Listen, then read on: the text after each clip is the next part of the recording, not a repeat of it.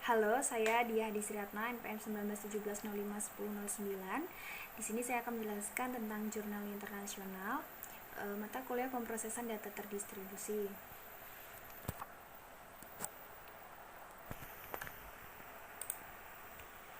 Di sini yaitu judul jurnalnya Data Sampling Method in the ALICE O2 Distributed Processing System, jurnal tahun 2020. Eksperimen ALICE di CERN LHC berfokus pada studi plasma quark gluon yang diproduksi oleh tabrakan ion berat mulai tahun 2021. Stroke output data masukannya akan meningkat 100 kali lipat hingga 3,5 TB per detik. Untuk mengatasi data jumlah besar, sistem komputasi online offline baru yang disebut ODNI akan diterapkan, yang mana akan secara bersamaan memanfaatkan aliran data dengan faktor 35 ke 100 GB per sekon sebelum menyimpannya secara permanen. Salah satu komponen perangkat lunak utama dari sistem ini adalah control quality data. Ini kerangka kerja dan infrastruktur yang bertanggung jawab atas semua aspek yang terkait dengan perangkat lunak analisis yang ditunjukkan untuk mengidentifikasi kemungkinan masalah dengan data itu sendiri dan secara tidak langsung dengan pemrosesan yang mendasari dilakukannya sinkron dan asinkron. Lalu di sini ada the ALICE experiment, ada the ALICE upgrade. Untuk mengatasi persyaratan yang diberikan baru online offline sistem komputasi yaitu O2 ini, perangkat lunak bergantung pada arsitektur berbasis pesan yang terdiri dari beberapa proses yang tertukar data melalui antrian pesan dengan zero copy pendekatan. Pertama, prosesor tingkat FLP akan melakukan tugas khusus detektor, sementara Event Processing Nodes atau EPNS akan menangani pengumpulan data dari semua FLP untuk jangka waktu tertentu. Lalu ada arsitekturnya akan seperti itu yang sangat berbeda dengan Common Route Units atau CRUS dengan FPGA. Field Programmable Gate Array akan menerima data dari subdetektor pada tautan optik secara opsional, mengkompresnya dan secara langsung transfer ke memori FLP. Lalu ada di sini quality control in the O2 system.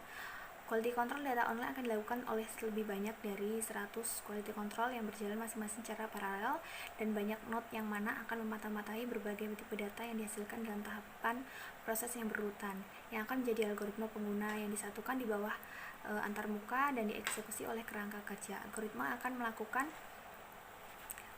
dan menghasilkan objek monitor dari data yang diharapkan sebagian besar berupa histogram dan dengan berbagai dimensi. Lalu ada data sampling requirement, memindahkan aliran data lengkap ke tugas quality control serta menganalisisnya yang akan membutuhkan CPU, memori, data, dan sumber daya bandwidth yang berlebihan. Oleh karena itu, jika memungkinkan, quality control akan melakukan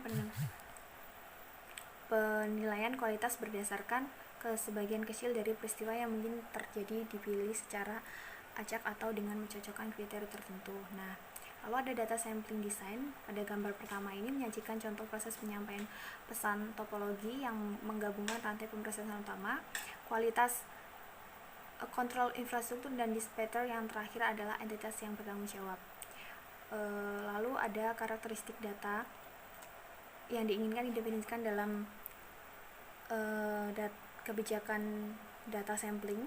Sebagai contohnya ada pengambilan sampel secara acak, memfilter pesan yang cocok dengan kisaran ukuran payload tertentu, memfilter sejumlah pesan berurutan dalam interval tertentu, pemfilteran kostum apapun yang ditentukan dengan mewarisi kelas kondisi data sampling.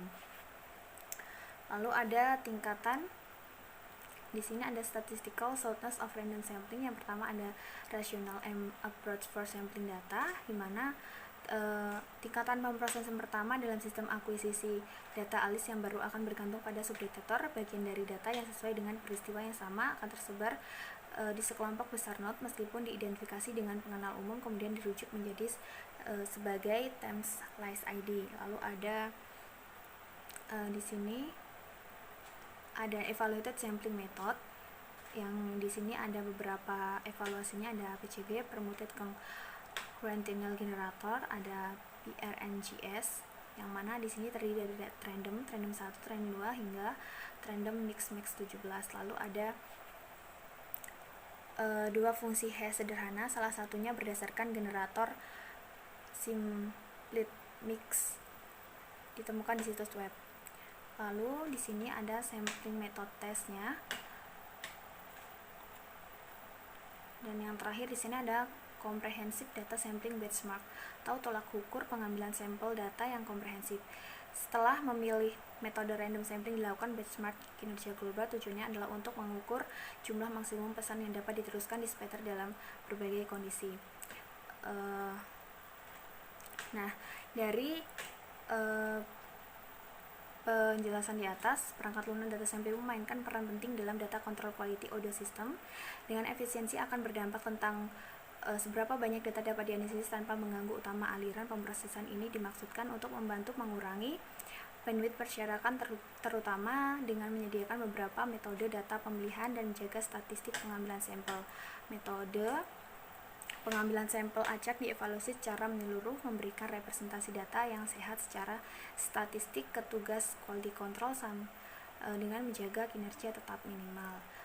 Demikian penjelasan dari saya mengenai jurnal internasional pemrosesan data atribusi ini. Kurang lebihnya saya mohon maaf dalam penyampaian kata ataupun penyampaian informasi. Saya akhiri.